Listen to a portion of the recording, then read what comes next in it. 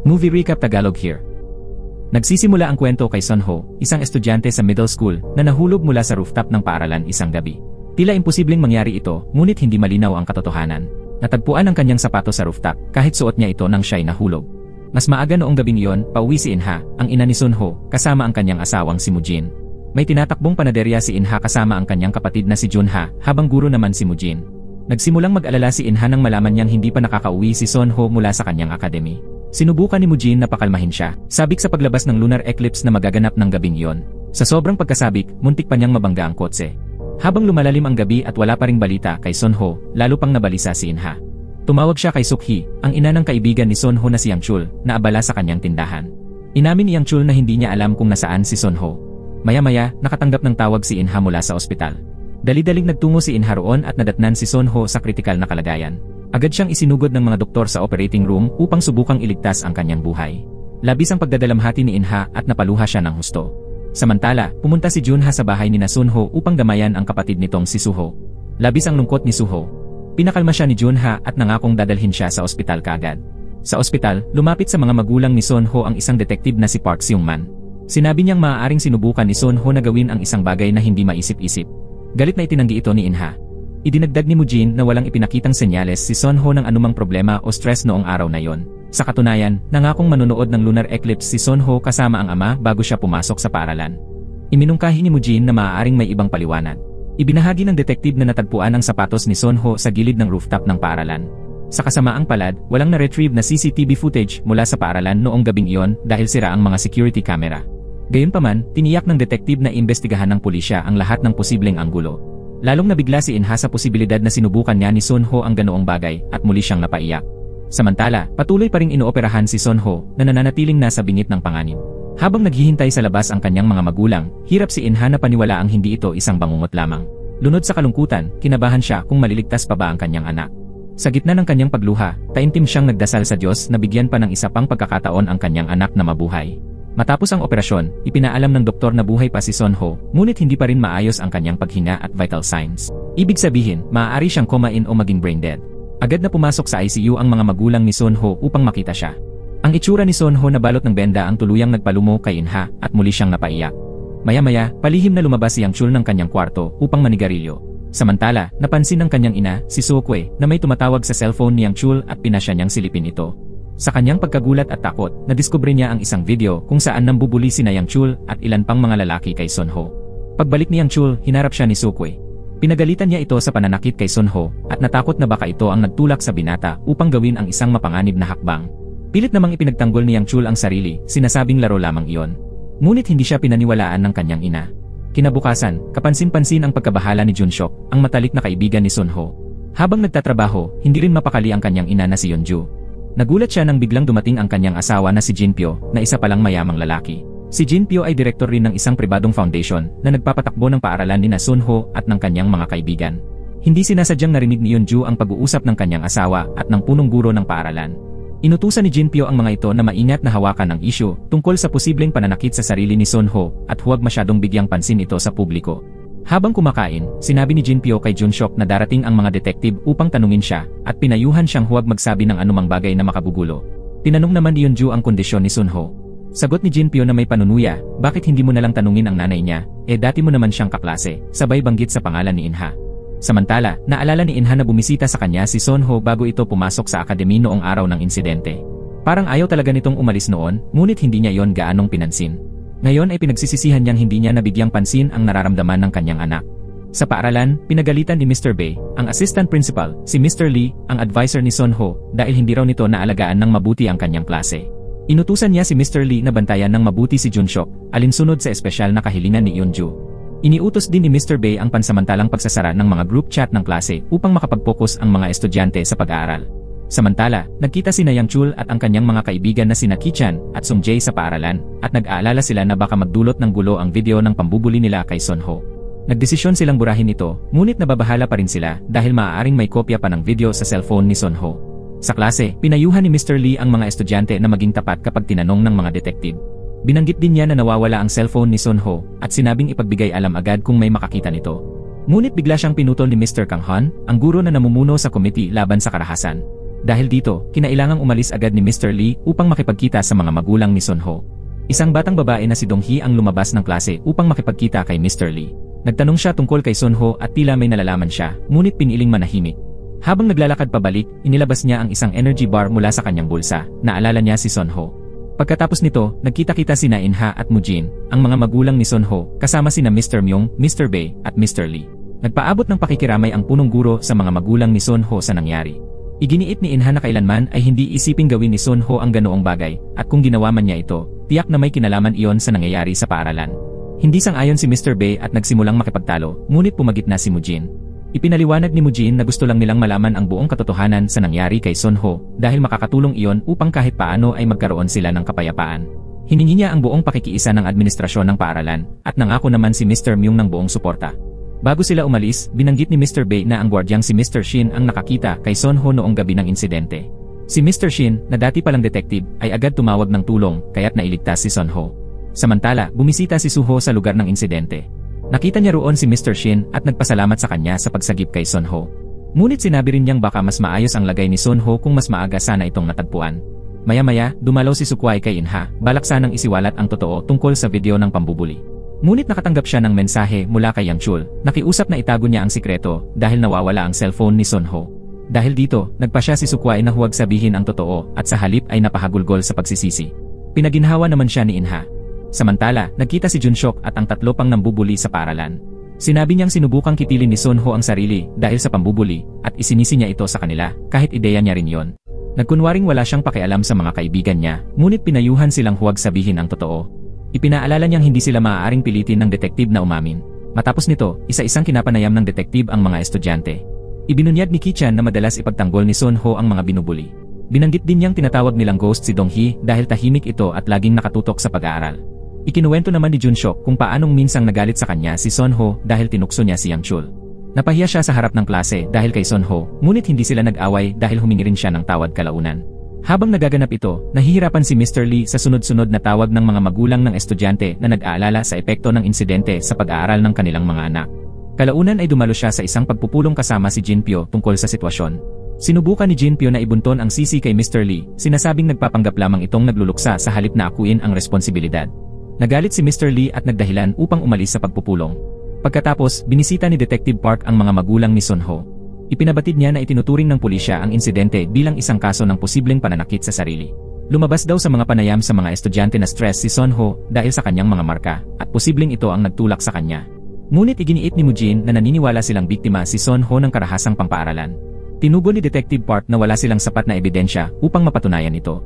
Tinanong ni Inha kung nasuri ba nila ang call history ni Sunho, ngunit ipinaliwanag ng detective na hindi nila ito magagawa ng walang search warrant. Galit na galit si Inha at inakusahan ang detective na hindi maayos ang investigasyon. Sumagot si Detective Park na wala na siyang magagawa pa, at iniabot sa kanila ang mga gamit ni Sunho mula sa pinangyarihan ng insidente. Ilang sandali matapos siyang umalis, sinundan siya ni Inha at sinabi na hindi maaaring nagkataon lamang ang pagkawala ng cellphone ni Sunho at ang biglaang pagkasira ng mga security camera. Ngunit hindi pinansin ni Detective Park ang kanyang mga hinala at sinabing normal lang ang ganitong mga pangyayari sa mga investigasyon at hindi ito gaanong mahalaga. Galit na galit si Inha sa narinig at nangakong hahanapin ang ebidensya na may nangyaring panggugulo o pagmamanipula sa lugar ng insidente kahit gaano pa ito katagal. Pauwi na sila nang makarinig si Inha ng ilang babaeng tsismosa na pinag-uusapan sila. Nainis siya, ngunit pinigilan siya ni Mujin na mag-react. Pagdating sa bahay, habang inaayos ni Inha ang mga gamit ni Sunho, kasama na ang kanyang sapatos, binalot siya ng matinding lungkot at napahagulgol. Maya-maya, habang nasa silid ni Sunho, naalala ni Inha na may dala itong diary nang huli siyang pumasok sa paaralan, ngunit ngayon ay nawawala ito. Buong determinasyon nilang tinungo ang paaralan upang tingnan ang locker ni Sunho. Ngunit sa pagdating nila roon, nalaman nilang nakipag-away si Suho sa kaibigan niyang si Jiang Mi at ipinatawag pa ang ina ni Jiang Mi. Galit na galit ang ina ni Jiang Mi at humihiling ng paghingi ng tawad mula kay Suho dahil sa pananakit sa kanyang anak. Sinabihan din ni Mujin si Suho na humingi ng tawad, ngunit nanatili itong matigas ang ulo. Sa halip, si Suho ang humiling ng paghingi ng tawad mula sa ina ni Jiang Mi dahil sa mga maling komento nito tungkol sa kanilang pamilya, bagay na ikinagalit ni Suho. Narinig ito ni Inha at agad siyang lumapit upang ipagtanggol si Suho at inanyayahan ang ina ni Jiang Mi na makipag-usap ng pribado. Sinabi niya rito na sa gitna ng napakahirap na panahong ito, ang mga walang isip na salita ay maaaring nakasakit ng damdamin ni Suho at posibleng tuluyang masira ang tiwala nito sa mga nakatatanda. Idinagdag niyang dapat itong mahiya sa sarili. Sa labas, pinayuhan ni Inha si Jiang Mi na dapat sinusuportahan ang mga kaibigan sa oras ng pagsubok. Nagsisi si Jiang Mi sa kanyang ginawa at humingi ng paumanhin. Samantala, pinayuhan ni Mujin si Suho na huwag patulan ang masasakit na sinasabi ng iba at matutong magpatawad. Ipinaliwanag niya na minsan, ang pagtanggap ng pagkatalo ay isa ring paraan ng panalo. Ngunit sagot ni Suho, ang talo ay talo pa rin, at pinuna si Mujin sa palaging pagtuturo ng pagpapatawad kahit hindi nila kasalanan. Anya, kaya raw si Sonho ay unti-unting nawawala ay dahil sa ganitong ugali. Pagbalik nila sa panaderya, nasalubong ni Mujin si Yeonju na gustong makausap si Inha. Sinabi niyang nasa paaralan si Inha, hindi alam ni Mujin na si Yeonju ay naroon rin sa paaralan noong gabing nahulog si Sonho mula sa rooftop. Ngayong araw na yon, muling bumalik sa alaala ni Yeonju ang pangyayaring iyon bilang isang bangungot. Pagkagising mula sa masamang panaginip, agad niyang tiningnan ang kanyang coat at natagpuan ang isang butones mula sa blazer ni Sonho. Sa takot, sinubukan niyang itapon ito sa inidoro, ngunit nagulat siya sa biglang pagdating ng kanyang asawa, si Jinpyo. Napansin ni Jinpyo ang pagkabalisa niya at nakita rin ang butones na hindi pa natatangay ng tubig. Makalipas ang ilang sandali, nakakaramdam na ng kaba si Yeonju habang nagsisimula ng magduda si Jinpyo. Samantala, nagtungo si Inha sa paaralan upang suriin ang locker ni Sonho. Sa kanyang paglalakad, nasalubong niya ang ilang kaibigan ni Sonho at sinabi niyang gusto niya silang makausap mamaya. Tinulungan siya ni Mr. Lee na buksan ang locker ni Sonho, ngunit tanging larawan ng pamilya ang nakita niya, wala ni anino ng cellphone nito. Tinanong ni Inha si Mr. Lee kung maaari niyang makausap ang mga kaibigan ni Sonho at pumayag naman ito. Nang makaharap na niya ang mga bata, tinanong niya kung may napansin ba silang kakaiba kay Sonho bago ito nangyari, ngunit wala ni isa ang nagsiwalat ng totoo. Nagkunwaring malungkot si Junshok at sinabing hindi na raw sila ganoon kalapit ni Sonho nitong mga huling araw. Nagpanggap itong nadadala ng damdamin at napaiyak pa. Ngunit naputol ang pag-uusap nila nang dumating si Mr. Bay. Ipinahayag nitong nababahala na siya sa lalong paglala ng kabuluhan sa paaralan dahil sa insidente ni Sonho. Hiniling niyang huwag nang guluhin pa ni Inha ang mga estudyante. Habang paalis na si Inha, nakasalubong niya si Mr. Shin at hiniling na makapunta sa rooftop kung saan nahulog si Sonho.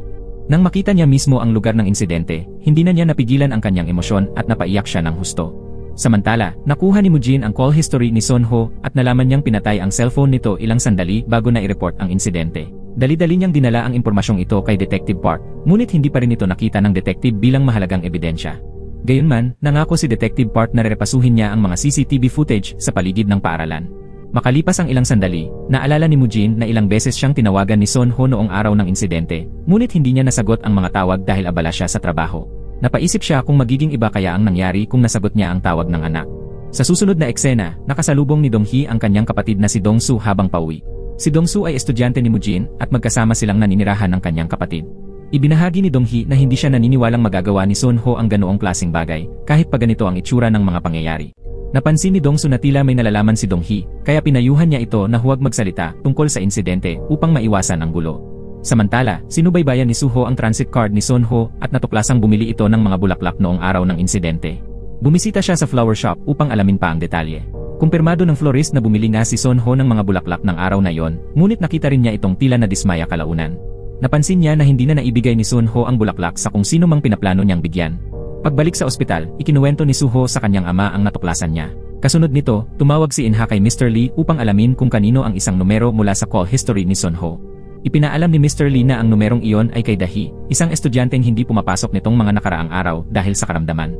Gusto ni Inha na makausap si Dahi, ngunit iginiit ni Mr. Lee na kailangan muna nilang humingi ng pahintulot sa mga magulang nito. Maya-maya, bumisita si Yeonju sa ospital habang walang ibang tao roon. Tahimik niyang pinag-iisipang patayin ang life support ni Sonho upang wakasan ang kanyang paghihirap, ngunit sa huli nagbago ang kanyang isip. Habang naroon pa siya, dumating si Inha at mabilis na bumalik sa sarili si Yeonju na halatang kinakabahan. Nagpaabot siya ng pakikiramay. Hiniling ni Inha na kausapin ni Yeonju ang kanyang asawa upang payagan silang makapanayam ang iba pang estudyante. Binanggit din niya ang nawawalang diary at cellphone, at ipinaalam niyang may hinala siyang may ibang taong sangkot sa insidente. Pagbalik sa kanyang sasakyan, tumawag si Yeonju sa isang tao at tinanong tungkol sa nawawalang diary at cellphone, ngunit itinanggi ito ng kausap na lalong nagpalala ng kanyang kaba. Kinagabihan, habang hindi makatulog, tiningnan ni Inha ang mga lumang larawan ni Sonho at inalala ang mga masasayang alaala nila. Bigla siyang nakatanggap ng isang nakakagulat na video mula sa hindi kilalang numero. Sa video, makikita si Ki-chan at Yang Chul na marahas na binubugbog si Sonho habang kinukuhanan sila ni Sung-jae ng video, at si Junshok na may tahimik lang na nanonood. Napasigaw si Inha sa takot, dahilan upang magising si Mujin, na ganoon na lamang ang pagkabigla nang makita ang video. Kinabukasan, nagtungo si Inha sa bahay ni Yang Chul upang harapin siya. Doon, nadatnan ni Inha si Suk-hee na nagkunwaring wala siyang alam tungkol sa video ng pambubuli. Lumalabas na noong gabing nagdaan, nagkita-kita sina Suk-hee, Ji-hae at Kyung-son. Naisa nang humingi ng tawad ni Suk-hee kay Inha at sabihin ang totoo, ngunit pinilit siya nina Ji-hae at Kyung-son na manahimik at protektahan ang kanilang mga anak. Mabilis na napansin ni Inha na nagsisinungaling si Suk-hee, kaya pinagalitan niya ito dahil sa pagtatago ng katotohanan. Tinawag niya si Yang Chul palabas at hinarap tungkol sa pambubuli kay Sunho. Tinangkang ipagtanggol ni Suk-hee ang anak, ngunit galit na galit si Inha at sinampal si Yang Chul. Ipinagkibit balikat ni Suk-hee ang insidente, sinabing laro-laro lang daw ng mga lalaki ang nangyari. Lalong nagalit si Inha at galit na umalis. Pag-uwi niya, napansin ni Inha na naiwan niya ang kanyang cellphone. Sa bahay, aburido si Suho at tila masama ang loob, malamang dahil napanood na rin niya ang video sa cellphone ng ina. Samantala, balisa si Junshok habang nagte-text ang kanyang mga kaibigan, nag-aalala na baka mahuli na sila. Sa sobrang tensyon, inamin ni Junshok ang lahat sa kanyang ina at kinausap din ang kanyang ama. Pinayuhan siya ni Jinpyo na sabihin ang totoo sa guro, ngunit iginiit nitong sabihing laro lang ang pambubuli at wala siyang pinilit na sumama, kahit na si Junshok mismo ang utak ng pananakit. Samantala, nagtungo si Mujin kay Detective Park at ipinakita ang video ng pambubuli. Ayon kay Detective Park, posibleng iyon ang nagtulak kay Sunho sa kanyang ginawa. Ipinaliwanag din niyang hanggat walang ebidensyang may nagtulak kay Sunho mula sa rooftop, ililipat ang kaso sa Juvenile Affairs Division imbes na Criminal Division. Pauwi na si Mujin, puno ng pagkadismaya. Naalala niya ang mga pagkakataong isinantabi niya si Sunho dahil sa trabaho. Binalot siya ng guilt at galit, at nang makabangga siya ng isang driver na naging bastos, hindi na siya nagpakumbaba, nakipagtalo siya, desididong hindi na hayaan ang sarili na apihin. Sa bahay, tulala pa rin si Inha at ayaw makipag-usap kahit kanino. Samantala, nagdesisyon ang mga magulang ni Ki-chan at Sung-jae na protektahan ang kanilang mga anak mula sa anumang sisi, sa halip na humingi ng tawad. Sa bahay ni Junshok, sinabi ni Jinpyo kay Yeonju na humingi ito ng tawad at sabihin ang totoo sa mga magulang ni Sunho. Naguluhan at natakot si Yeonju sa biglang pagbabago ng tono ng asawa, ngunit naunawaan niyang tungkol ito sa insidente ng pambubuli. Sa paaralan, naginit-ngit si Suho nang makita ang mga nambuli. Nilapitan siya ni Dong-hee, nag-aalala sa kalagayan ni Sunho. Naantig si Suho sa sinseridad ni Dong-hee. Nakipagpulong ang mga magulang ni Suho sa punong guro ng paaralan na nangakong imbestigahan ito ng School Violence Committee. Gayunman, hindi sila kumbinsido at humiling ng tulong kay Mr. Lee upang matuklasan ang katotohanan. Itinalaga naman ni Mr. Bae si Mr. Shin upang mamahala sa kaso, ngunit nananatili siyang naniniwala na ang nangyari kay Sunho ay isang tangkang pananakit sa sarili. Di kalaunan, nakatanggap ng tawag si Inha na maagang umalis si Suho sa paaralan at hindi na makontak ang cellphone nito. Balisa, naghanap si Inha kay Suho, ngunit sa halip ay nasalubong niya si Yeonju. Inihatid siya nito pauwi at isiniwalat na si Junshok ay tahimik lang na nanood habang binubugbog si Sunho. Sinabi rin niyang nagsisisi na si Junshok sa kanyang pananahimik. Masama ang loob ni Inha kay Junshok, ngunit pinasalamatan niya si Yeonju sa pagiging tapat. Samantala, inamin ni Junshok ang lahat kay Mr. Lee na pinuri siya at nagbigay sa kanya ng lakas ng loob. Sa isang pulong kasama ang mga magulang ng ibang nambubuli, isiniwalat ni Jae-ha na si Junshok ang leader ng grupo. Gayunman, nagpasya silang huwag siyang sisihin dahil sa koneksyon at impluensya ng kanyang pamilya. Samantala, bumili si Suho ng isang bouquet ng bulaklak na kahawig ng binili noon ni Sunho at nagtungo sa bahay ni Dahi. Nakilala niya ang ina ni Dahi, si Kyung-suk, at iniabot ang bulaklak para kay Dahi. Walang pakundangan, itinapon ni Kyung-suk ang bulaklak sa basurahan at pumasok ng bahay. Galit na galit si Suho kaya binato niya ng bato ang bintana ng bahay at tumakbo palayo. Pagsapit ng gabi, hindi pa rin umuwi si Suho kaya lalo pang nag-aalala ang kanyang mga magulang. Maya-maya, tumawag ang florist gamit ang cellphone ni Suho at sinabing nasa flower shop ito at gumagamit ng kanilang palikuran. Agad na nagtungo si Inha sa tindahan. Ikinuwento ni Suho kay Inha ang nangyari kanina. Pinatahan siya ni Inha at pinayuhang manatiling matatag para sa kanyang kapatid. Kinabukasan, isa-isang kinapanayam ang mga kaklase ni Sunho tungkol sa insidente ng pambubuli. Wala ni isa ang umamin o gustong magsalita tungkol sa nangyari kay Sunho.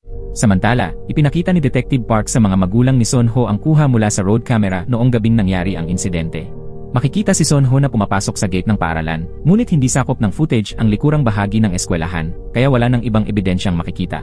Ipinaliwanag ni Detective Park na kailangan pa ng karagdagang ebidensya upang mapatunayan na hindi ito isang kaso ng pananakit sa sarili. Binanggit ni Inha ang nawawalang cellphone ni Sunho at ang tangka nitong makipag-ugnayan kay Dahi, ngunit sinabi ng detective na wala na siyang magagawa pa. Nag-aalala si Dahi na baka tanungin ang kanyang ina ng paaralan. Pagbalik ni Kyung-suk, sinigurado niyang wala siyang ibinunyag na sikreto. Kalaunan, hinarap ni Mujin si Inha at sinabing kasalanan nilang hindi nila nalaman ang pinagdadaanan ni Sunho. Ngunit iginiit ni Inha na hindi magagawa ni Sunho ang ganoong bagay at nangakong hahanapin niya kung sino talaga ang may kasalanan kahit mag-isa niyang gawin. Nakipagkita si Mujin kay Mr. Shin upang alamin kung talagang sira ang mga security camera noong gabi ng insidente. Kinumpirma ito ni Mr. Shin ngunit sinabing maayos na ang mga ito ngayon. Sa paaralan, dumating ang ama ni Ki-chan na si Sang-woo, na lasing at nakipag-away kay Mr. Lee. Ibinunton niya ang sisi sa guro dahil sa gulong kinasangkutan ni Ki-chan. Pumagit na si Mr. Bae upang awatin ang gulo. Sa isang pulong kay Jinpyo, sinabi ni Mr. Bae na lumabas sa investigasyon na minsanan lang ang nangyaring pambubuli. Hindi sumang-ayon si Mr. Lee at ipinunto na posibleng matagal nang binubuli si Sunho, lalo na sa labas ng paaralan. Ngunit mas iniintindi ni Jinpyo ang reputasyon ng eskwelahan at iniutos na magpatupad ng mga hakbang upang maiwasan pa ang karahasan. Pagkatapos, dumalaw sina Jihae at Kyungson kay Inha sa panaderya at nagreklamo na napapahiya ang kanilang mga anak dahil sa investigasyon. Pati si Kyungson ay sinubukang isisi kay Sunho ang nangyari. Tinawag pa itong mutual assault o kapwa pananakit. Labis ang galit ni Inha sa pagiging makasarili nila at pinalayas niya ang mga ito. Pagkaalis nila, sinabi ni Inha kay Mujin na pakiramdam niya ay naging isang masamang ina siya kay Sunho. Pinalakas ni Mujin ang loob ni Inha, ipinaalala sa kanya na isa siyang mabuti at mapagmahal na ina mula pa noon. Samantala, sa paaralan, sinubukan ni Suho na galitin ang mga nambubuli sa pamamagitan ng pagsipa sa kanila, umaasang magmumukha silang paulit-ulit na gumagawa ng kasalanan. Ngunit nabigo ang plano niya nang agad nilang mapansin ang kanyang intensyon. Kalaunan, nakipagkita si Yang Chul kay Junshok at tinanong kung nakita ba niya si Sunho noong gabi ng insidente. Dinala siya ni Junshok sa kanilang bahay, kung saan sinabi ni Yang Chul na narinig niya si Sunho na inanyayahan si Junshok na magkita sila sa isang lugar na tinatawag na laputan ng gabing iyon. Itinanggi ni Junshok na nagkita sila at binigyan si Yang Chul ng vape upang makuha ang kanyang katapatan. Linid sa kanilang kaalaman, narinig ni Yeonju ang usapan.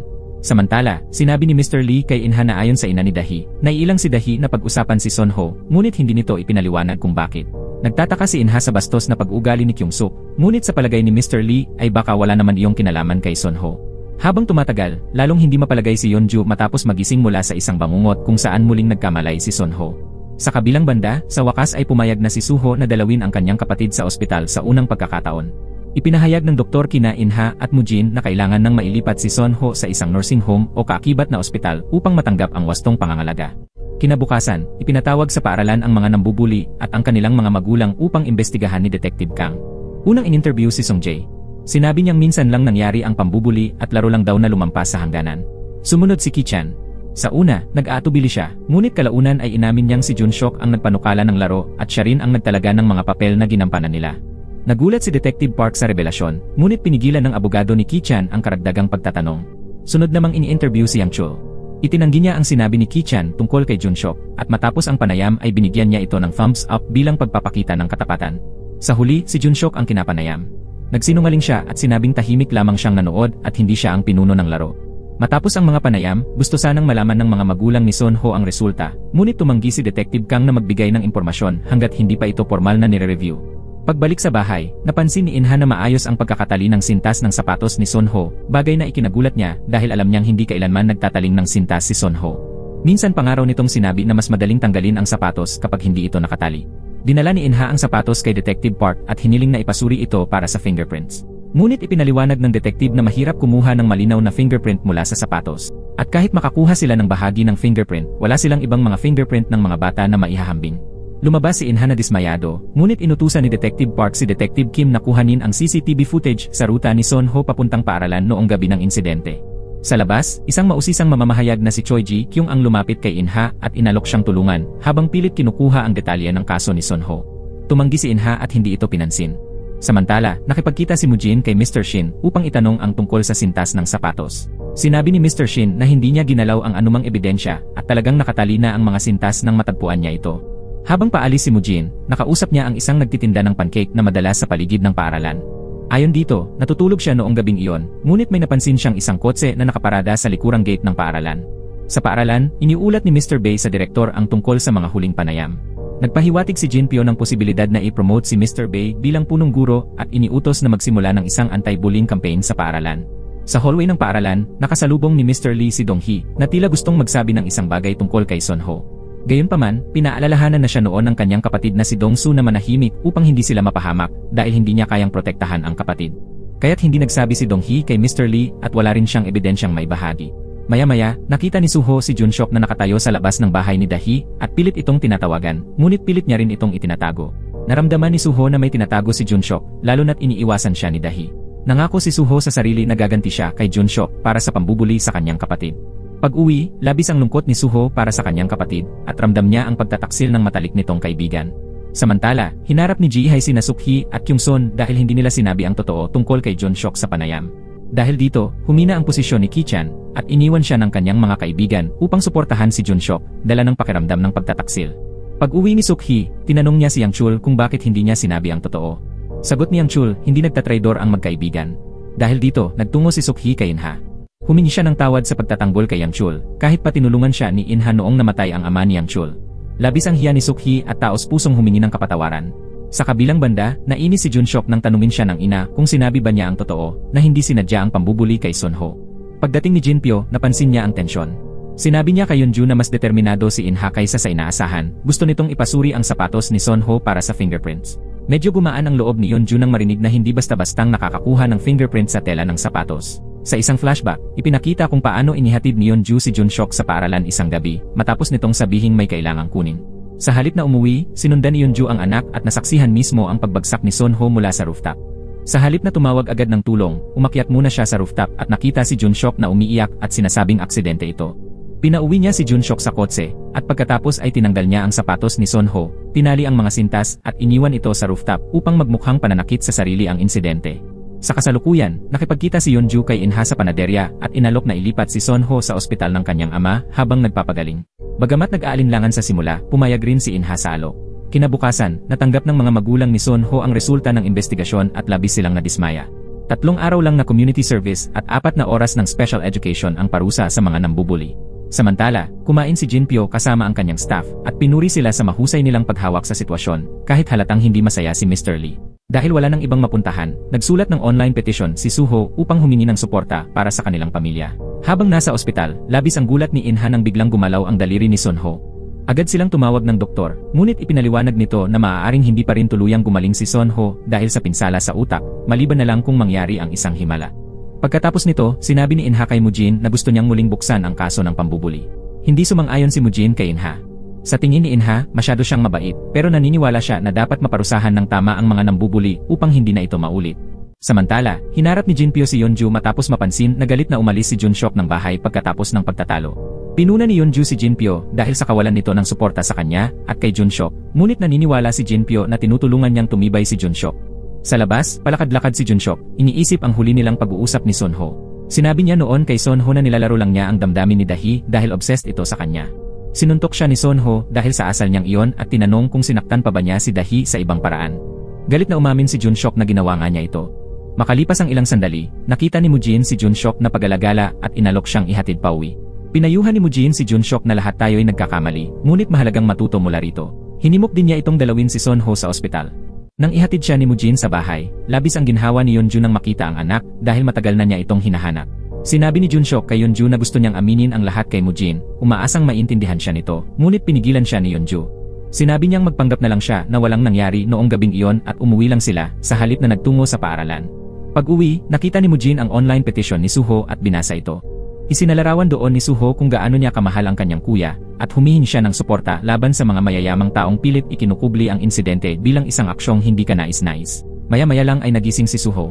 Pinuri siya ni Mujin at ipinahayag ang pag-aalala na baka magkaproblema siya sa paaralan, ngunit sinabi ni Suho na ayos lang na minsan ay hindi ka okay. Kinabukasan sa paaralan, galit si Mr. Bae nang makita ang petisyon na nagpapasama sa reputasyon ng paaralan. Iniutos niya kay Mr. Lee na ipatanggal ito, ngunit ipinaliwanag ni Mr. Lee na hindi na maaaring alisin ang isang petisyon kapag naipost na. Lalong nainis si Mr. Bae at inutusan si Mr. Lee na mag-ayos ng pulong kasama ang mga magulang ni Sunho. Sa panaderya, dumalaw si Kyung-sun kay In-ha at sinubukang suhulan siya ng pera para ayusin ang issue. Tumanggi si In-ha sa alok at pinaalis si Kyung-sun. Dumating din si Ji-hae, nakita ang komprontasyon, at nagalit kay Kyung-sun dahil sinubukan nitong ayusin ang problema ng mag-isa. Sinugod ni Ji-hae si Kyung-sun at naghagis si In-ha ng mga cake sa kanilang dalawa upang paalisin sila. Samantala, sa paaralan, na-excite ang mga estudyante sa petisyon at nagsimulang magbuo ng mga teorya tungkol sa insidente, bagay na labis na nagpaabala kay Jun-shook. Sa opisina ng punong guro, nakipagpulong ang mga magulang ni Sunho kay Mr. Bae na nagsabing nakakaabala raw sa pag-aaral ng mga estudyante ang petisyon. Sumang-ayon si Mujin, ngunit humingi ng paumanhin dahil nadadamay ang mga bata sa problema ng mga matatanda. Nalaman din ni Yeonju ang tungkol sa petisyon mula kay Kyung-sun, ngunit nagkunwaring wala siyang pakialam. Sa himpilan ng pulisya, sinubukan ni mamamahayag na si Ji Kyung na humingi ng dagdag na impormasyon tungkol sa kaso ni Sunho, ngunit pinaalis siya ni Detective Park at pinagsabihang layuan ang kaso. Samantala, nakipagkita kina Mujin sina Sang-woo at ang abogado ni Sung-jae, si Pil-jun, at tinakot siya habang iniaalok ang pera kapalit ng pag-areglo. Tumanggi si Mujin at naglakad palayo. Makalipas ang ilang sandali, nakatanggap siya ng tawag mula kay Dong-soo na nasangkot sa gulo matapos makipagtalo sa kanyang amo tungkol sa hindi nabayarang sahod. Pinagalitan siya ni Mujin, ngunit sumagot si Dong-soo nang may galit, sinabing hindi niya kailangan ang tulong o pera ni Mujin para sa pag-aaral. Dahil dito, napikon si Mujin at sinampal si Dong-soo nang mabanggit nito kung paanong napabayaan si Sunho. Samantala, bumisita si Yeonju sa ospital at pinag-isipan kung patayin ang oxygen ni Sunho, ngunit sa huli ay nagpasya siyang huwag gawin ito. Pagkatapos, nakipagkita siya kay Inha na nagsimulang magsisi sa paghingi ng retrial. Habang nag-uusap sila, hindi sinasadyang nabanggit ni Yeonju ang tungkol sa sapatos ni Sunho. Nagtaka si Inha dahil hindi niya maalala na nasabi niya ito kay Yeonju.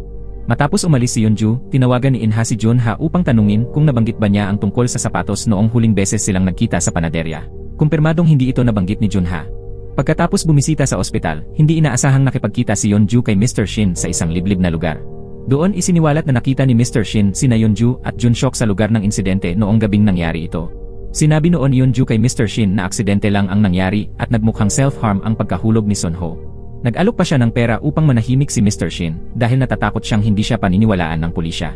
Ngayon, napagtanto ni Mr. Shin na nagsinungaling si Yeonju para pagtakpan ang kasalanan ni Junshok. Itinanggi ito ni Yeonju at inakusahan si Mr. Shin na siya ang may hawak ng cellphone at diary ni Sunho at siya rin umano ang nagpadala ng video ng pambubuli kay Inha bilang pananakot. Hindi umamin si Mr. Shin, ngunit sa totoo ay siya nga ang may hawak ng cellphone ni Sunho. Binalaan ni Mr. Shin si Yeonju na malapit nang matuklasan ng mga magulang ni Sunho ang katotohanan. Nagkasundo silang pareho na itago ang lihim. Matapos umalis si Yeonju, napansin ni Mr. Shin na may taong palihim na nanonood sa kanya. Tumawag si Yeonju kay Inha at ipinaliwanag na nalaman niya ang tungkol sa sapatos mula sa kanyang asawa, hindi kay Mujin. Nalinawan si Inha at nawala ang kanyang pagdududa kay Yeonju. Pagkatapos, bumisita ang ina ni Inha sa ospital matapos mabalitaan ang kalagayan ni Sunho mula kay Junha. Naluha siya at sinisi si Inha sa hindi sapat na pag-aalaga kay Sunho. Dahil sa labis na pagod at stress, nasigawan ni Inha ang kanyang ina na napahiya at umalis. Sa bahay naman, tinanong ni Yeonju si Jinpyo tungkol sa petisyon ni Suho. Walang pakialam si Jinpyo at sinabing hindi na nila kailangang alalahanin ang mga taong mas mababa sa kanila. Samantala, nakipagkita si Suho kay Kichan na nagsabing nasira ang pagkakaibigan ni Junshok at Sunho matapos ipagtanggol ni Sunho si Donghee laban sa pambubuli. Nandidiri si Suho kay Kichan kaya sinipa niya ito at naglakad palayo. Sa kabilang banda, pumunta si Mujin sa bahay ni Dongsu at nalaman mula kay Donghee na iniwan na sila ng kanilang mga magulang. Galit na hinarap ni Mujin ang dating amo ni Dongsu na nagsinungaling at inakusahan pa si Dongsu ng pagnanakaw habang hindi pa rin ito binabayaran. Naantig si Dongsu sa pagtatanggol ni Mujin at naging emosyonal. Pag-uwi ni Inha, napansin niyang matamlay si Mujin. Hinimok niya itong maglabas ng saloobin. Ipinahayag ni Mujin na pakiramdam niya ay nagpapanggap lang siyang mabuting tao, ngunit palpak siya sa totoong buhay. Pinanatag siya ni Inha, sinabing may mabuti siyang puso, at ibinahagi rin ang kanyang pagsisisi sa pagiging bastos sa sariling ina. Gabi na nang bumisita si Mujin kay Dongsu, dala ang pagkain at ang perang nakuha niya mula sa dating amo ni Dongsu. Nakaramdam ng awa si Dongsu, ngunit ipinaliwanag ni Mujin na magiging mas malupit ang mundo kung titigil ang mga tao sa pagpapakita ng malasakit. Ikinuwento ni Dongsu na may alam si Donghee tungkol sa kaso ni Sunho. Samantala, nanaginip si Inha na sinasaktan ni Junshok ang sarili, ngunit nagising siyang kampante nang malamang ligtas pa rin ito. Mas maaga, binisita ni Inha si Yang Chul upang kumpirmahin kung sangkot si Junshok sa pambubuli. Nananatiling tapat si Yang Chul kay Junshok at sinabing nagsisinungaling si Kichan. Pagkatapos, sinabi ni Junshok sa kanyang ina na binisita siya ni Inha. Nagpakita si Junshok ng kayabangan, naniniwalang kaya siyang iligtas ng kanyang mga magulang sa lahat ng problema. Sa paaralan, pinuri ni Mr. Bei si Mr. Shin sa harap ng mga guro dahil sa kanyang ginawa noong insidente. Pagkatapos, tinanong ni Mr. Lee si Mr. Shin tungkol sa mga lumang security camera na pinalitan matapos ang insidente. Sabi ni Mr. Shin, malamang ay sinira na ng security company ang mga ito.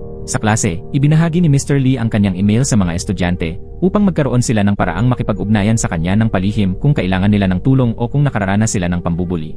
Maya-maya, nilapitan si Mujin ni Jiyang at sinubukang kumbinsihin itong ibahagi ang kanyang kwento upang makakuha ng suporta. Nais muna ni Mujin na ikonsulta ito sa kanyang asawa.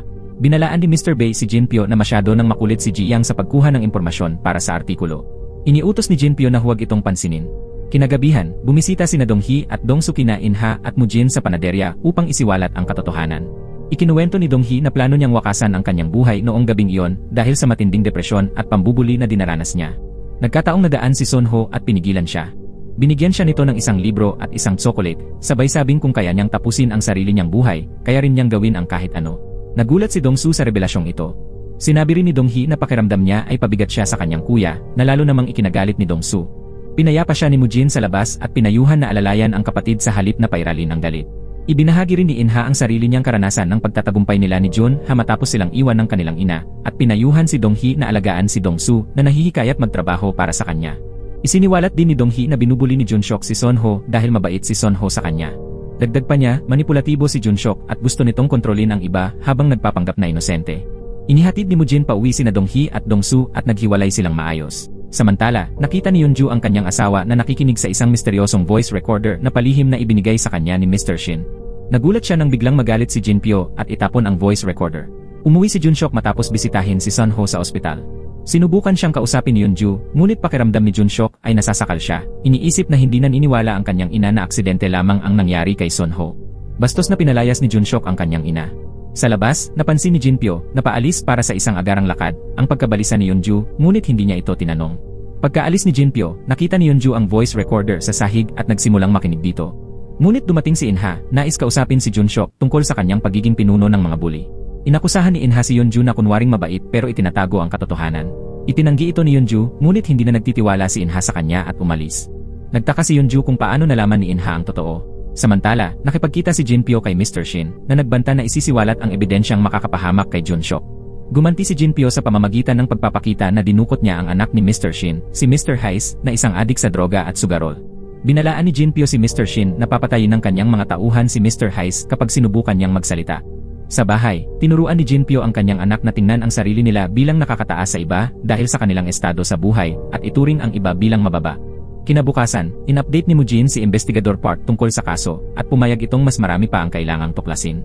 Dumating ang ilang pulis sa panaderya ni Inha dahil nagreklamo ang mga ina ng mga bully na iniinteroga raw ni Inha ang kanilang mga anak.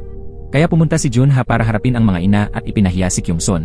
Sa paaralan, inakusahan ni Mr. Lee si Junseok bilang puno ng mga bully, ngunit hindi niya binanggit si Dong-hee bilang saksi. Nagalit si Mr. Bae at nakipagtalo pero pinakalma siya ni Mr. Kang-hon. Pagkatapos, bumisita si Inha sa paaralan kung saan ibinigay sa kanya ni Mr. Shin, ang gwardiya, ang isang cactus para kay Sunho na sumisimbolo raw ng lakas at tibay. Inilagay ni Inha ang cactus sa silid ni Sunho sa kanilang bahay.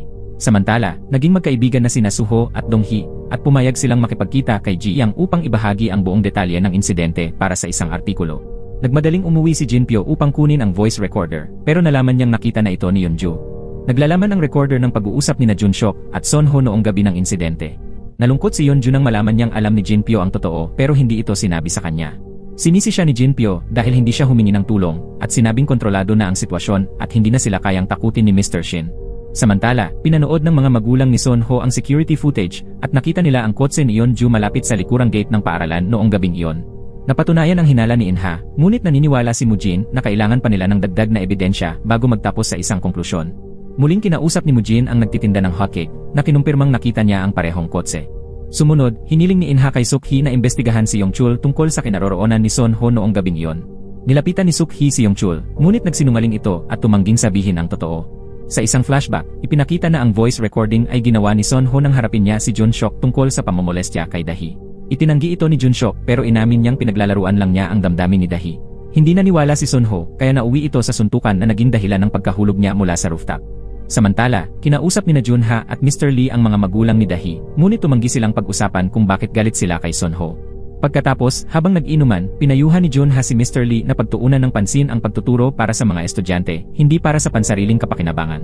Kinabukasan, nag-leave muna si Mujin sa trabaho upang ipagluto ang kanyang pamilya, at natuwa si Inha sa kanyang suportadong kilos. Gayunman, hindi niya alam na ang pagkain ay ipinadala pala ng kanyang ina. Samantala, kinontak ni Ji Yang si Mr. Bae tungkol kay Junseok na siyang itinuturong pinuno ng mga bully. Naggitngit si Mr. Bae, mariing itinanggi ang paratang, at nagbanta ng kasong legal kung mailalathala ang impormasyon. Sa kabilang banda, ipinakita ni Mujin ang video na nagpapakitang naroon ang kotse ni Yeonju malapit sa paaralan kay Investigador Kim. Sinabi ni Kim na hindi pa rin ito sapat na ebidensya para sa isang krimen. Pinagalitan ni Mujin ang mga investigador dahil sa kakulangan nila ng masusing investigasyon noon at nagbanta siyang lalapit sa media kung hindi sila makikipagtulungan. Pumayag si Investigador Park na tanungin si Yeonju at tingnan ang mga security camera sa paligid ng bahay nito, bagaman maaaring wala na ang dashcam footage. Di nagtagal, nakipagkita si Ji Yang kay Mujin upang talakayin ang planong paglalathala ng artikulo batay sa impormasyong nakuha kay Suho. Sa wakas, pumayag si Mujin na isulat ang artikulo sa kabila ng mga panganib. Habang nangyayari ito, bumisita si Inha kay Yeonju upang bayaran ang gasto sa pag-aalaga kay Sunho dahil ililipat na niya ito sa ibang ospital. Tumanggi ang staff sa kanyang bayad at dahil nawalan na siya ng tiwala kay Yeonju, binalaan niya ito na mananagot si Junseok sa kasalanan ng kanyang ina. Pagkaalis ni Inha, pinayuhan ni Jinpyo si Yeonju na mag-ingat dahil maaaring dumating ang mga investigador. Dumating nga sina Investigador Park at Kim at tinanong si Yeonju tungkol sa presensya niya malapit sa paaralan noong gabing iyon. Nagsinungaling si Yeonju at sinabing dumaan lamang siya roon upang umiwas sa trapiko. Sa paaralan, pinatawag ni Mr. Bae si Dong-hee at pinagalitan ito. Inaakusahan siyang nagsinungaling sa mga magulang ni Sunho at nagdulot ng kaguluhan. Agad dumating si Mr. Lee at ipinagtanggol si Dong-hee, sinabing baka siya pa ang tanging nagsasabi ng totoo at iyon ang dapat hikayatin. Samantala, nakipagkita si Mr. Shin kay Mujin sa isang bar, habang lihim na binabantayan ng tauhan ni Jinpyo upang masigurong hindi niya ibubunyag ang katotohanan. Tinanong ni Mujin si Mr. Shin, inaakusahan siyang maaaring siya ang nagtanggal ng security footage sa lugar ng insidente at siyang nagpadala ng video ng pambubuli gamit ang telepono ni Son-ho. Sa halip, ikinuwento ni Mr. Shin ang tungkol sa anak niyang adik sa droga, ngunit hindi niya binanggit na tinulungan niya si In-ha para makakuha ng pera para sa anak niya. Itinanggi niya ang lahat ng paratang at inihalin tulad si Mujin sa isang cactus, isang bagay na kayang mabuhay kahit sa gitna ng matitinding pagsubok bago umalis. Maya-maya, sinubukan ni In-ha kausapin si Jun-shook pagkatapos ng kanyang klase sa academy, hinihiling na sabihin na niya ang totoo. Naalala ni Jun-shook ang mga kasinungalingang itinuro sa kanya ng kanyang mga magulang, kaya't tumanggi pa rin siyang magsalita. Di kalaunan, dumating si Yeonju, hinahanap si Jun-shook, at ininsulto si In-ha sa harap ng kanyang anak, sinabing ginugulo raw nito si Jun-shook. Pauwi na si Yeonju at pinili niyang dumaan sa likurang daan pauwi, gaya ng kanyang kasinungalingan sa mga investigador, upang hindi maghinala ang mga ito. Pagdating sa bahay, kakaiba ang kilos ni Yeonju sa kanyang anak, sinasabing dapat nilang panindigan ang kanilang mga kasinungalingan na tila iyon ang katotohanan. Sinabi ni Jinpyo kay Yeonju na ayusin ang sarili at huwag siyang guluhin, dahil ang iniisip lang niya ay ang sarili at negosyo niya. Samantala, sinabi ni Yeonju kay Jinpyo na kahit nasa impyerno siya ay hindi siya mag-aabala sa kanya. Sinikap naman ni Jinpyo pasiglahin ang kanyang anak, sinabing naniniwala siyang aksidente lamang ang nangyari kay Son-ho at nangakong poprotektahan si Jun-shook mula sa anumang gulo. Pagkatapos nito, bumili si In-ha ng bagong pares ng sapatos para kay Son-ho dahil hindi kailanman humiling si Son-ho ng sapatos sa kanya noon. Habang nangyayari ito, palihim na sinusundan ni Dong-hee at Suho si Dahi nang lumabas ito ng bahay sa gabi. Pinipilit ni Suho si Dahi na sabihin ang anumang itinatago niya. Nang mabanggit ni Suho si Jun-shook, muling nagkaroon ng panic attack si Dahi at nagsimulang magsisigaw. Agad na dumating ang ina ni Dahi, si Kyung-suk, upang tumulong at sinampal si Suho dahil sa pananakit umano sa anak niya. Samantala, nag-aalala na ang pamilya ni Suho dahil sa pagkawala nito at hindi siya makontak. Kaya nagpa siya si In-ha na hanapin si Suho sa labas at sa huli ay nakita niya itong kasama ang kapatid sa ospital. Ikinuwento ni Suho kay In-ha ang lahat ng nangyari kamakailan. Interesado ring malaman ni In-ha ang dahilan sa kakaibang ikinikilos ng pamilya ni Dahi, kaya't nagpa siyang magsiyasat. Kinabukasan, isang bagong sorpresa ang dumating na ipublish na ang artikulo ni Ji-yang. Mabilis itong kumalat na parang apoy at dahil dito ay lalong nabigyan ng pansin ang petisyon ni Suho. Samantala, nagpatawag si Director Jinpyo ng pagpupulong kasama ang mga prinsipal ng paaralan. Sinabi niya sa kanila na huwag paniwalaan ang kredibilidad ni Ji-yang dahil dati itong kinasuhan ng sapilitang pananakit, bagamat na ibasura rin kalaunan ng kaso. Sa kabilang banda, naging sentro ng chismis sa paaralan si Jun-shook, ngunit nagkunwari pa rin itong inosente sa harap ng kanyang klase. Sinubukan ni Ki-chan na ipahiya si Jun-shook sa harap ng lahat, ngunit naunahan siya nito at pinagmukha pa siyang katawa-tawa at parang tunay na bully. Mas maaga noong umaga, inutusan ni Jinpyo si Jun-shook na maging kumpiyansa at huwag magsalita kung hindi kailangan. Gusto sanang patirahin muna ni Yeonju si Jun-shook sa bahay, ngunit tumutol si Jinpyo at si Jun-shook naman ay pumabor sa kanyang ama. Pagkatapos, inutusan ni Mr. Bae na magsagawa ng pagpupulong kasama ang mga magulang ng mga estudyante upang kunin ang tiwala ng mga ito at siraan si Ji-yang. Natuklasan din ni Mr. Lee na matagal nang may alitan sina Ji-yang at ang direktor. Sa kabilang banda, ang hepe ng pulisya na konektado sa mga makapangyarihan at kaalyado ni Jinpyo ay nagbanta kay Investigador Park na huwag nang ipagpatuloy ang investigasyon sa kaso ni Son-ho at tinakot pa nitong baka mawalan siya ng trabaho. Samantala, masaya pero may halong panghihinayang si In-ha dahil naapektuhan ang ibang mga bata dahil sa artikulo. Habang nag-scroll si Jun-ha sa artikulo online, nakita niyang maraming mapanirang komento tungkol sa reporter, dulot ng propaganda ni Jinpyo. Tinangka niyang itago ito kay In-ha ngunit nabigo. Labis ang sakit na naramdaman ni In-ha nang matuklasan niyang kabaligtaran ng kanilang inaasahan ang nangyayari. Inalo siya ng kanyang asawa sa mahirap na panahong ito at pinayuhan siyang huwag mawala ng pag-asa dahil unti-unti na silang lumalapit sa mga may kasalanan. Samantala, nakipagkita si Jinpyo kay Ji-yang at sinubukang ipitin ito sa pamamagitan ng pagre-record ng palihim upang palabasing kinikikilan siya nito ng pera. Ngunit mas mautak si Ji-yang, ni-record din niya ang bahagi kung saan ipinapakita ni Jinpyo ang balak nitong palabasing siya ang nagbanta. Binalaan ni Ji-yang si Jinpyo na hindi siya titigil hanggat hindi siya nakagaganti para sa personal nilang alitan, gaano man ito umiwas. Sa sumunod na tagpo, nakipagkita ang mga magulang ni Son-ho kay Kyung-suk, ang ina ni Dahi. Sa wakas, isiniwalat ni Kyung-suk ang dahilan ng kanyang kabastusan. Ayon sa kanya, si Son-ho raw ang nang-abuso kay Dahi, hindi siya ang biktima. Hindi makapaniwala ang mga magulang ni Son-ho, ngunit iginiit ni Kyung-suk na mismong si Dahi ang nagsabi na inabuso siya ni Son-ho. Dagdag pa niya, hindi raw nakayanan ni Son-ho ang konsensya, kaya ginawa niya ang hindi maiisip na bagay. Ayaw sanang ibunyag ni Kyung-suk ang katotohanan ito, ngunit dahil sa paulit-ulit na pangungulit ng mga magulang ni Son-ho, napilitan siyang sabihin ito. Isinumpa niya si Son-ho sa ginawa nito at naniniwalang tama lang ang pagdurusang dinaranas niya bilang kaparusahan. Lubos na nabigla ang mga magulang ni Son-ho sa narinig at hindi sila makapaniwalang kayang gawin yon ni Son-ho. Samantala, nakipagkita si Yeonju kay Kyungsun sa labas ng akademi ng mga bata. Iminungkahi ni Kyungsun na idemanda ang mamamahayag, ngunit sinabi ni Yeonju na hindi siya pwedeng makialam sa mga bagay na yon. Pauwi na kasama si Junseok, tinanong ni Yeonju ang anak tungkol kay Dahi at binanggit na nakakita siya ng lipstick sa drawer ni Junseok. Iwas si Junseok sa pagsagot at nagalit kay Yeonju dahil hindi siya pinagkakatiwalaan, kaya nagpasya siyang umuwi mag-isa. Pagdating sa bahay, nalaman ni Yeonju na dumalaw ang mga magulang ni Sonho sa pamilya ni Dahi at natakot siyang baka matuklasan nila ang totoo tungkol kay Junseok at isumbong ito sa pulisya.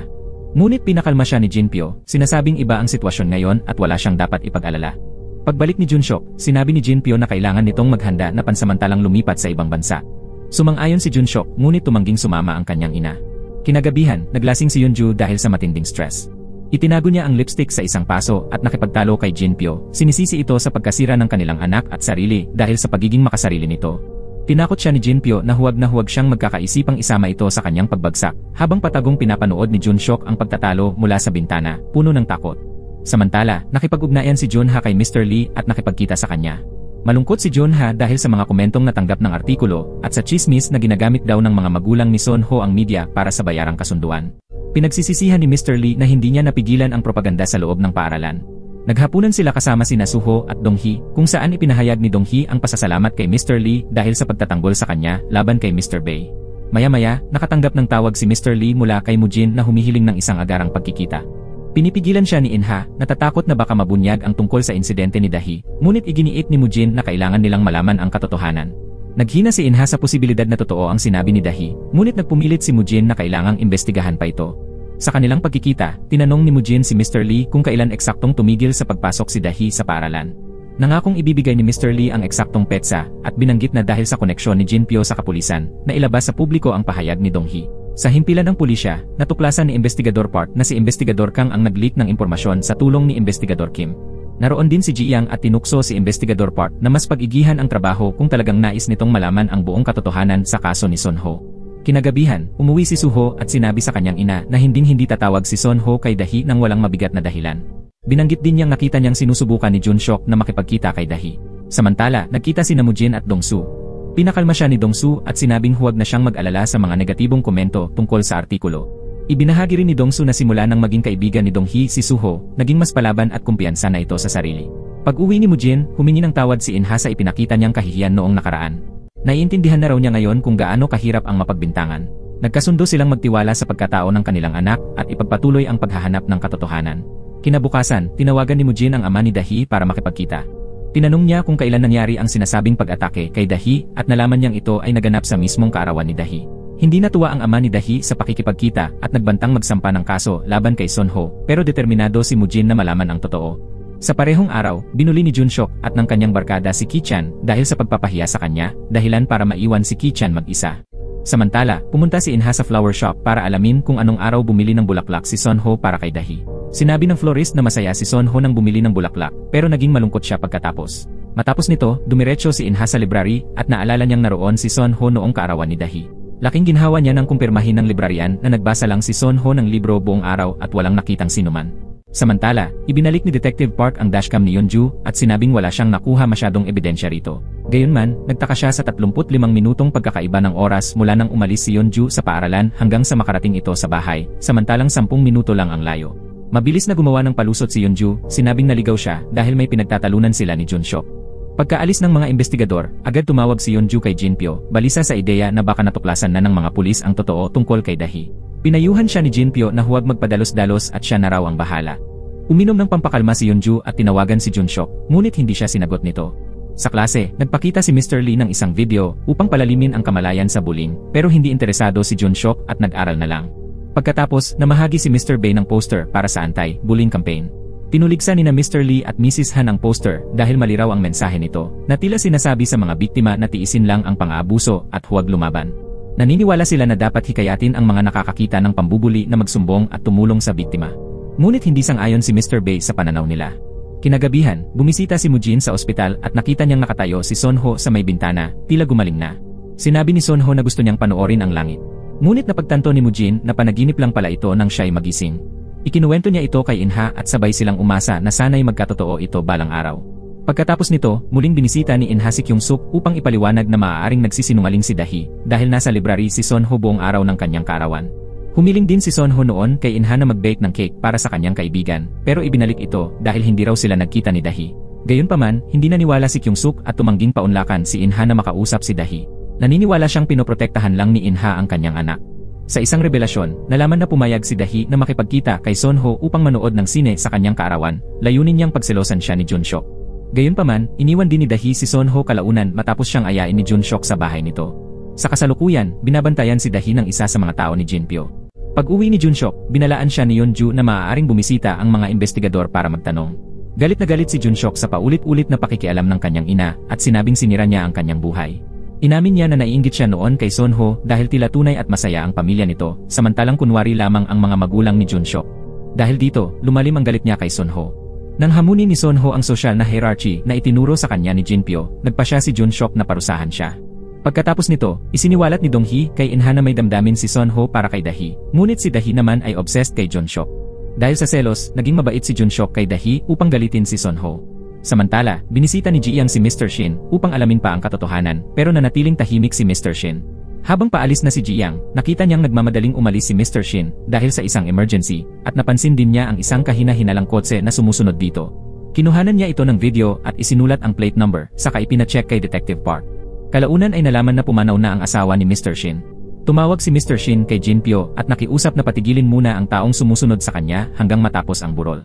Ngunit nagduda si Jinpyo at nais niyang siguraduhin na mananatiling tahimik si Mr. Shin. Pagkatapos, nakipagkita si Jinpyo kay Mujin at sinubukang manipulahin ito gamit ang isang recording ni Ji Yang. Ngunit alam ni Mujin na may tinatago si Jinpyo, kaya sinabi niyang itutuloy nila ang paghahanap sa katotohanan anuman ang sabihin ng ibang tao, lalo't buo ang suporta ng kanyang pamilya. Pagkatapos noon, muling nakipagkita si Mujin kay Ji Yang upang kumpirmahin ang mga sinabi ni Jinpyo. Ipinaliwanag ni Ji Yang na dating kaklase niya si Jinpyo na kilala ng mapagkunwari. Noong sinubukan niyang isiwalat ang katiwalian ni Jinpyo, pinagtangkaan siyang siraan gamit ang isang peke at ibinasurang kaso ng sexual assault. Samantala, hindi na matagpuan si Junshok at nagsimula nang maghanap si Yeonju. Sinubukang bumili ni Junshok ng alak sa tindahang pinagtatrabahuhan ni Dongsu, pero tumanggi si Dongsu na ibenta ito sa kanya dahil menor de edad pa siya. Sa matinding paghihirap ng damdamin, nakiusap si Junshok kay Dongsu na saktan siya, ngunit pinayuhan siya ni Dongsu na umuwi na lang. Kalaunan, nakita siya ni Junha at sinubukang kausapin, ngunit tumakbo si Junshok palayo. Nang gabing iyon, palihim na umalis si Mr. Shin mula sa burol ng kanyang asawa at tinawagan si Mujin, handang ibunyag na ang katotohanan. Ngunit habang nagsisimula pa lamang siyang magsalita, bigla siyang binangga ng isang truck at namatay sa aksidente. Ilang sandali pa, habang naghihintay sa labas ng burol ng asawa ni Mr. Shin upang mahuli ang anak nitong si Mr. Heis na isang kriminal, nakatanggap ng alerto si Detective Park mula kay Mujin tungkol sa nangyari kay Mr. Shin. Sa presinto, ipinaalam ni Detective Park kay Mujin na walang nahanap ang mga pulis na gamit ni Sonho sa bahay ni Mr. Shin dahil na-search na ito matapos ang aksidente. Gayunpaman, hinala ni Detective Park na maaaring itinago ni Mr. Shin ang ebidensya sa ibang ligtas na lugar batay sa kanyang dating pagiging investigador. Sa security footage, nakita ni Detective Park ang isang lalaking nakasakay sa itim na sasakyan na lumapit at kinuha ang cellphone ni Mr. Shin matapos ang aksidente. Pinagpasiyahan niyang i-check ang plate number ng kotse. Dumating si Ji Yang at pinaghinalaan si Jinpyo bilang pangunahing suspect. Pinayuhan siya ni Detective Park na manahimik muna upang hindi makahalata si Jinpyo kung may ibang makakarinig sa kanilang pag-uusap. Samantala, ipinaalam ni Jinpyo kay Yeonju ang tungkol sa pagkamatay ni Mr. Shin, ngunit itinanggi niya ang anumang kaugnayan dito. Dahil sa kanyang makapangyarihang koneksyon sa pulisya, nalaman niyang nawawala ang cellphone ni Mr. Shin, kaya tinanong niya si Yeonju kung nakipag-ugnayan ba ito sa kanya sa pamamagitan ng telepono. Habang nangyayari ito, dumalaw sina Suho at Donghee sa opisina ni Mr. Shin upang magbigay pugay. May respeto si Suho kay Mr. Shin dahil sinabi ni Inha na isa siyang mabuting tao na, sa huli, nais ipahayag ang katotohanan. Sa kabilang banda, pumunta si Junshok sa paaralan at nalaman ang tungkol sa insidente ng hit and run kay Mr. Shin. Natuwa at na-excite ang mga estudyante sa balita at nagsimula silang magbuo ng kani-kanilang teorya tungkol dito. Inatasan ni Mr. Bay ang mga guro na tulungan ang mga estudyante na manatiling nakatuon sa kanilang pag-aaral dahil maaaring ma-distract sila ng mga kamakailang pangyayari. Pagkatapos nito, dumalo si Mujin sa burol ni Mr. Shin at agad na hinarap si Jinpyo. Inakusahan niya ito na responsable sa pagkamatay ni Mr. Shin at nangakong ipakukulong siya. Nagkunwari si Jinpyo na parang walang nangyari at tinawag si Mujin na wala sa tamang pag-isip dahil sa labis na pagka-obses nito sa kaso ni Sonho. Dahil dito, hindi napigilan ni Mujin ang sarili at sinuntok si Jinpyo, sabay sabing isa itong walang puso at hindi makatao. Binalaan niya si Jinpyo na maghihiganti siya para sa mga kasalanang hindi mapapatawad. Pagkatapos noon, nadaanan ni Mujin si Dongsu.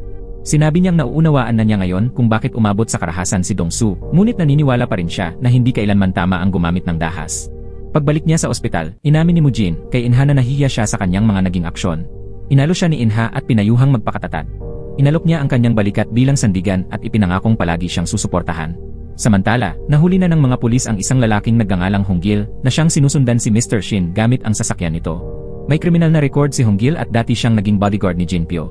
Pinaghihinalaan ni Detective Park na sangkot si Honggil sa maruruming gawain para sa mga mayayamang tao. Habang iniimbestigahan, sinabi ni Honggil na sinundan lamang niya si Mr. Shin dahil nais niya itong makausap, ngunit naniniwala si Detective Park na may mas malalim pa itong itinatago. Kasunod nito, nakuha ni Detective Park ang kasaysayan ng tawag ni Mr. Shin at nagtungo upang tanungin sina Jinpyo at Yeonju. Natuklasan na tinawagan ni Mr. Shin si Jinpyo noong gabi ng insidente ni Son Ho bago tumawag ng emergency services at tumawag din siya kay Yeonju ng ilang beses.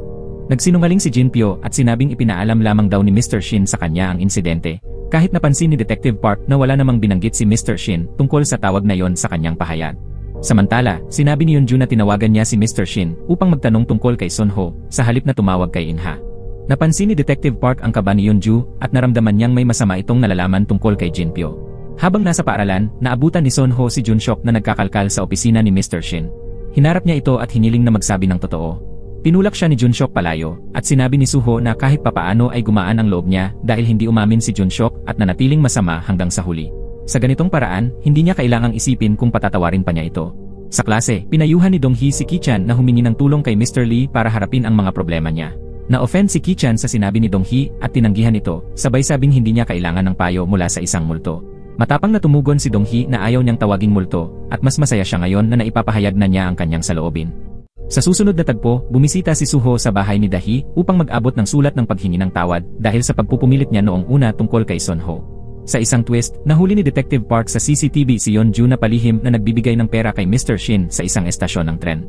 Samantala, nawawala si Yeonju sa bahay nang dumating si Jinpyo.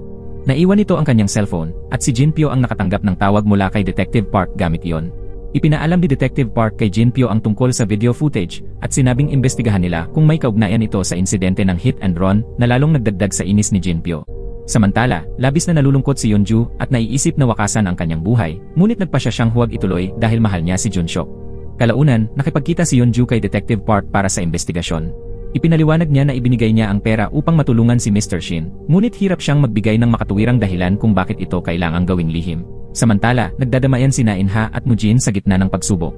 Bigla ang naalala ni Mujin ang sinabi ni Mr. Shin na parang cactus siya, kaya dali-dali siyang pumunta sa kwarto ni Son Ho. Doon, itinumba niya ang paso ng cactus na ibinigay ni Mr. Shin at natuklasan ang cellphone ni Son Ho na nakatago sa loob nito.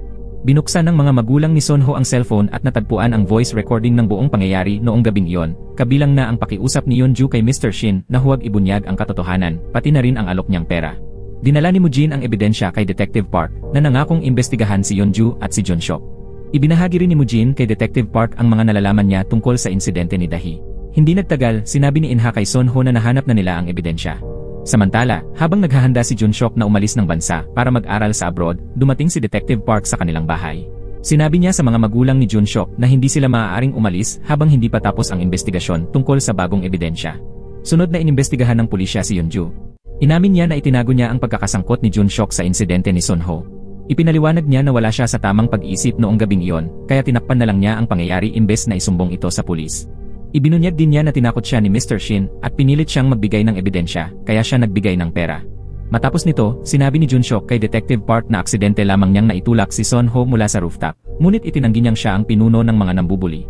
Sinabi rin niyang hindi niya inabuso si Dahi. Pagkatapos ng mga interview, ipinaalam ni Detective Park sa mga magulang ni Son Ho na maaaring hindi makulong ng matagal si Junseok kung walang sapat na ebidensya na siya nga ang umatake kay Dahi. Makalipas ito, ibinigay ni Mujin kay Jiyang ang voice recording bilang ebidensya para sa panibagong artikulo. Kinabukasan, galit na galit si Jinpyo nang makita ang artikulo sa pahayagan dahil maaaring masira ang kanyang reputasyon. Nabasa naman ni Suho ang artikulo at nalaman ang pagkakasangkot ni Junseok. Labis siyang nadismaya dahil hindi pa rin napaparusahan si Junseok sa kanyang mga kasalanan. Pinayuhan siya ni Inha na maging matiisin at huwag gumamit ng karahasan. Samantala, patuloy ang utos ni Jinpyo sa kanyang anak na pumasok sa paaralan ng may kumpiyansa at huwag magpaapekto sa sinasabi ng iba. Sa eskwela, naging sentro ng chismis at kahihiyan si Junseok at iniwasan siya ng mga kaklase niya, pinaupo sa sulok ng klase. Inalok siya ni Mr. Lee ng hiwalay na silid upang makaiwas sa atensyon, ngunit tumakbo palayo si Junseok. Samantala, bumisita si Yeonju kay Inha upang aminin ang kanyang mga pagkukulang at humingi ng tawad. Sinermonan siya ni Inha, sinabing hindi niya kailanman mapapatawad si Yeonju sa pagiging makasarili at pag-iisip lang kay Junseok. Naniniwala si Inha na kung tumawag agad si Yeonju sa emergency services, hindi sana ganito kalala ang kalagayan ni Sunho. Maya-maya, isiniwalat ni Detective Park na base sa records ng cellphone ni Junshok, hindi nito nakita si Dahi sa kaarawan nito. Dahil tumanggi ang mga magulang ni Dahi na isali siya sa investigasyon, wala nang makuhang karagdagang ebidensya. Pinaghihinalaan ni Detective Park na maaaring nagsisinungaling si Dahi simula pa lang. Sunod, ipinatatawag ang iba pang nambuli para tanungin. Inamin ni Ki-chan na tinakot nila si Sunho na bubuliin si Dongho kung hindi siya makikipagkita sa kanila bago ang insidente. Ibinunyag din ni Yang Chul na narinig niyang tinawagan ni Sunho si Junshok para magkita sa lugar na tinatawag na Laputa noong gabing iyon. Nalaman na ginamit ni Sunho at Junshok ang rooftop ng paaralan bilang tagpuan nila, at si Sunho ang nagpangalan dito ng Laputa, isang maalamat na syudad mula sa isang kwento. Samantala, nagpatawag ng pulong si Jinpyo kasama ang administrasyon ng paaralan. Ipinaliwanag niyang naapektuhan na ang reputasyon ng paaralan sa mga nagdaang pangyayari at may kailangang managot upang maibalik ang tiwala ng publiko. Sa huli, voluntaryong nagbitiw si Principal Mr. Myung na inaming nabigo siyang gampanan ang kanyang tungkulin at malapit na ring magretiro dahil sa edad. Sa ospital naman, napansin ni Suho na gumalaw ang mga daliri ni Sunho. Agad niya itong ipinaalam sa mga magulang niya at sabay-sabay nilang sinubukang kausapin si Sunho upang muling gisingin ang kanyang ulirat. Ilang saglit pa, dumilat si Sunho. Labis ang tuwa ng kanyang pamilya, mga kaibigan, at mga guro sa milagrosong paggaling niya sa kabila ng matinding pinsala. Sinuri siya ng doktor at napansin na hindi pa rin niya kayang igalaw ang kanyang mga daliri sa paa. Ipinaliwanag ng doktor na kakailanganin pa ni Sunho ng panahon upang lubusang makarecover bago matukoy kung may permanenteng pinsala. Pagkarinig ng magandang balita, hinikayat ni Detective Park si Mujin na hingan si Sunho ng pahayag kung sinadyang itulak siya ni Junshok mula sa rooftop. Kung hindi, maaaring suspendihin ng korte ang kaso laban kay Junshok. Sumang-ayon si Mujin na asikasuhin ito kapag mas malakas na si Sunho. Kinalaunan, natunto ni Detective Park ang itim na kotse na ginamit para nakawin ang cellphone ni Mr. Shin. Ang sasakyan ay pagmamay-ari ng isang wanted na kriminal na si Ki Jokchul na muntik nang mahuli ng mga pulis. Kinagabihan, hinarap ni Yeonju si Jinpyo at hiniling ang diborsyo, kasabay ng paghingi ng sole custody kay Junshok. Ayaw ni Yeonju na palakihin si Junshok na maging katulad ng kanyang ama. Nagalit si Jinpyo at sinabi na malamang ay hindi pagkakalooban ng korte si Yeonju ng kustodiya kay Junshok, lalo na't sangkot siya sa insidente ni Sunho. Kinabukasan sa paaralan, lalo pang iniwasan at pinahiya si Junshok ng kanyang mga kaklase, dahilan upang tumakbo siya palayo. Ginamit ni Mr. Lee ang sitwasyong ito bilang aral, pinaalalahanan ang mga estudyante na huwag maging bastos sa kapwa at matutong suportahan ang isa't isa sa oras ng krisis, dahil dito sila magiging mas mabuting tao. Makalipas ang ilang sandali, nakatanggap si Yeonju ng balita na tumakas si Junshok, kaya't nagmadali siyang lumabas upang hanapin ito. Samantala, inutusan ni Jinpyo si Mr. Bae na makipagkita sa mga magulang ni Sunho at alukin sila ng pera mula sa paaralan bilang tulong sa paggaling ni Sunho. Dinala ni Mr. Bae ang pera kay Mujin, ngunit agad nitong nakita ang panlilinlang ni Jinpyo at tinanggihan ang alok. Giit niya, ang dapat gawin ni Jinpyo ay humingi ng tawad at aminin ang kanyang mga kasalanan. Pagkatapos nito, nakipagkita ang mga magulang ni Sunho kay Jikyong na nagpabatid sa kanila na posibleng masuspinde ng korte ang kasong isinampa laban kay Junshok dahil sa batas na mas pinapaboran ang rehabilitasyon kaysa parusa. Samantala, pinanaginipan ni Sunho ang pagbagsak niya mula sa rooftop ng paaralan. Ilang sandali pa, natagpuan ni Mujin si Sunho na nahulog mula sa kama at labis ang pagkabahala nito dahil hindi pa rin niya magalaw ang kanyang mga binti. Pinatibay siya ni Mujin at sinabing posible ang kanyang paggaling at dahan-dahan siyang babalik sa dati.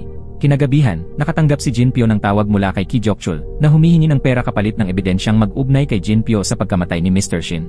Samantala, patuloy ang paghanap ni Yeonju kay Junshok, balisa at desperado. Sinubukan niyang lumapit kay Inha upang humingi ng tulong, ngunit walang simpatyang ipinakita si Inha at pinayuhan siyang isiwalat na ang buong katotohanan. Naniniwala si Inha na ang tanging paraan upang makalaya si Yeonju sa kanyang mga kasinungalingan ay ang pagharap sa katotohanan. Dahil sa mga salitang ito, nawalan ng kontrol si Yeonju at nakipagtalo kay Jinpyo, inaakusahan siyang sinira ang kanyang buhay at nabigo bilang asawa. Samantala, muli na namang nagtangkang bumili ng alak si Junshok, ngunit pinigilan siya ni Dongsu. Inalok siya ni Dongsu ng pagkain at suporta, ngunit dahil sa labis na bigat ng kanyang damdamin, tumakbo palayo si Junshok. Pumunta siya sa istasyon ng pulis at inamin na sinadya niyang itulak si Sunho mula sa rooftop dahil natakot siyang isiwalat ni Sunho ang pang-aabuso niya kay Dahi. Ngunit agad din pinabatid ng mga magulang ni Sunho kay Detective Park na aksidente lamang ang nangyari at hindi sinadya ni Junshok. Ibig sabihin, nagsinungaling si Junshok sa kanyang pag-amin.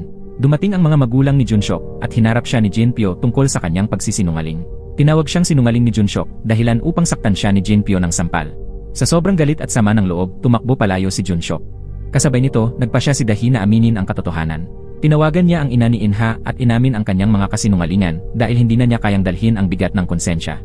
Pagkatapos ng pagtakas ni Junshok, naghanap sa kanya sina Mr. Lee at Mujin, natatakot na baka saktan niya ang kanyang sarili. Ibinunyag ni Sunho kay Mujin ang tungkol sa isang rooftop na madalas puntahan ni Junshok. Agad pumunta roon si Mujin at nadatnan si Junshok sa gilid ng rooftop, nagdadalawang isip kung gagawin ang isang hindi maiisip na kilos. Naalala ni Junshok ang pagkikita nila ni Dahi matapos ang kaarawan nito, kung saan inakusahan siya ni Dahi ng pananakit dahil wala siya sa kanyang kwarto nang dumating ito sa bahay nila. Ibinunyag na tinakot ni Jinpyo si Dahi, binantaan siyang mananagot kung hindi siya mananahimik. Dumating si Mujin sakto sa oras upang pigilan si Junshok sa pagtalon. Sinabi niya kay Junshok na kinumpirma na ni Sonho na aksidente lamang ang pagkakahulog niya at pinaalalahanan si Junshok na ang tunay na kapatawaran ay makakamtan lamang sa pamamagitan ng pagsisisi at pagwawasto ng pagkakamali, hindi sa pagpapakamatay. Samantala, nakipagkita si Jinpyo kay Jokchul upang ipagpalit ang pera sa ebidensya. Ngunit natuklasan ni Jinpyo na ang laman ng USB na ibinigay ni Jokchul ay mga kuha lamang ng mga hayop sa kabubatan at hindi ang ebidensyang inaasahan niyang makakasira sa kanya. Pag-uwi sa bahay, hinarap ni Yeonju si Jinpyo tungkol sa kalagayan ng kanilang anak. Ipinahayag niya ang kanyang pagkadismaya sa kapabayaan ni Jinpyo, lalo pat si Mujin pa ang nagligtas sa buhay ni Junshok. Pinuna niya ang pagiging manhid ni Jinpyo, samantalang ang anak nila ay dumaranas ng matinding paghihirap. Kinabukasan, isang magandang balita ang dumating. Nagawa ng igalaw ni Sonho ang kanyang mga paa. Tuwa't galak ang naramdaman ng kanyang mga kaklase at nagpasya silang bumisita sa kanya. Si Kichan, na labis ang pagsisisi sa naging bahagi niya sa pambubuli, ay bumisita kay Sonho. Dahil sa kabaitan ni Sonho na inalok pa siya ng sorbetes, hindi napigilang mapaluha si Kichan at tumakbo palayo. Sa sumunod na tagpo, bumisita ang ama ni Dahi sa mga magulang ni Sonho upang humingi ng paumanhin sa mga maling paratang niya noon. Habang unti-unting nagkakaroon ng linaw ang mga pangyayari, naiulat na sa pulisya ang kaso ni Dahi at naitala ang kanyang pahayag. Ibinunyag sa investigasyon na sa mismong araw ng kaarawan ni Dahi, inimbitahan siya ni Junshok sa bahay nila.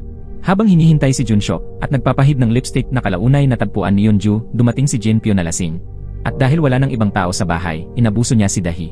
Sa huling pag-ikot ng mga pangyayari, nakatanggap si Detective Park ng tawag mula kay Jokchul na balak ipahamak si Jinpyo sa pamamagitan ng pagpapadala ng ebidensyang nag-ugnay kay Jinpyo sa pagkamatay ni Mr. Shin. Bunga nito, inaresto si Jinpyo. Bagaman kampante si Jinpyo na hindi sapat ang ebidensya upang siya ay mahatulan, hindi niya alam na dati nang nabuksan ni Yeonju ang isa sa kanyang mga safe. Sa loob nito, nakita ni Yeonju ang kumpletong ebidensyang magpapatunay ng katiwalian ni Jinpyo, ang kanyang pakikialam sa pagkamatay ni Mr. Shin, at ang pananakit kay Dahi. Ipinasa ni Yeonju ang mahahalagang ebidensyang ito sa pulisya, na siyang naging dahilan ng tiyak na pagkakakulong ni Jinpyo. Kalaunay ipinabatid ni Yeonju kay Inha ang desisyon niyang lisanin ang syudad at i-enroll si Junshok sa isang maliit na paaralan. Ibinigay rin niya ang diary ni Sonho na natagpuan niya sa safe ni Jinpyo. Sa pagbalik ni Inha ng diary, napag-alamang ito pala ay journal ng mga tula ni Sonho na puno ng kanyang mga paboritong tula. Bago tuluyang umalis sa syudad, nagpasalamat si Junshok kay Dongsu sa suportang ibinigay nito. Iniabot ni Dongsu ang kanyang contact number at nangakong tutulong kung kailanganin. Bumisita rin si Yeonju kay Jinpyo sa kulungan, sinabing nararapat lang na manatili ito roon at binanggit kung gaano kaangkop sa kanya ang kasuotang bilanggo. Sa isang nakakaantig na huling pagtatagpo, binisita ni Junshok si Sonho sa huling pagkakataon. Pinatawad siya ni Sonho at iniabot sa kanya ang kanyang libro ng mga tula at sinabing basahin niya ang huling pahina nito. Ang tula ay isang mensahe tungkol sa pamumuno, pagiging positibo, pagsunod sa tamang landas, at pagbibigay ng pag-asa at liwanag sa mga tao sa paligid. Nagtatapos ang kwento sa isang masayang pananaw, kung saan unti-unting bumabalik sa normal ang buhay ng mga tauhan, dala ang mahahalagang aral na natutunan mula sa kanilang mga mapait na karanasan. At dito nagtatapos ang pelikula. Maraming salamat sa panonood. Hanggang sa muli, paalam.